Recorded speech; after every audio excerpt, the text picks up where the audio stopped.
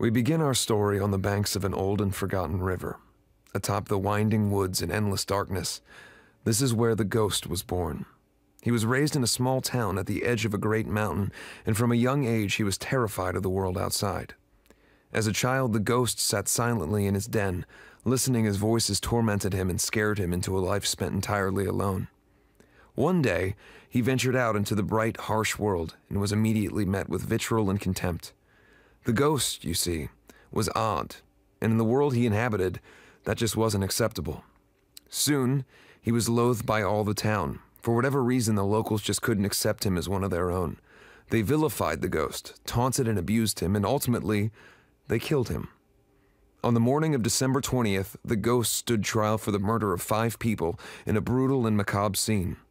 While he insisted his innocence, and despite there being no evidence to link him to the crime, he was convicted and sentenced to death. "He just looks like the type, evil and ungodly," a woman shouted as the ghost was taken to the gallows. Some hours later, the ghost was hanged in the local Catholic cemetery. For 6 days, all was quiet, and the townspeople felt that they had done the right thing. In a time where fear controlled so much of the behavior and thought of their culture, they felt safe knowing that they had taken the appropriate steps to end their dread. They had believed that the ghost had put a curse on their town, and so before they buried his body, they removed his right eye and chopped off his hand.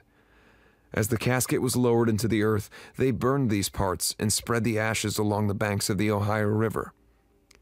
This was an ancient precaution taken to ensure that the ghost could no longer touch them or see them, and therefore could not hurt them.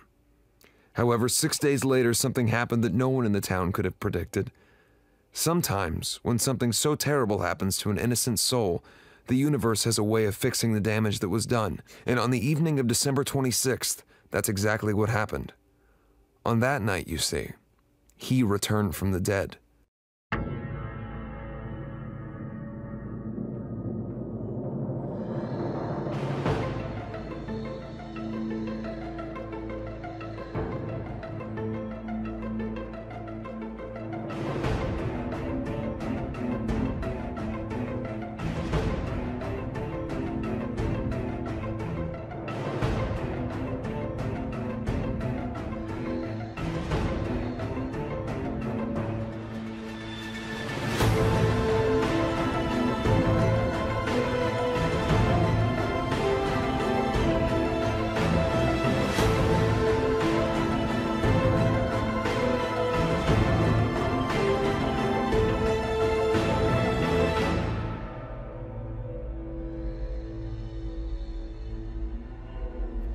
This is the ghost of Ohio.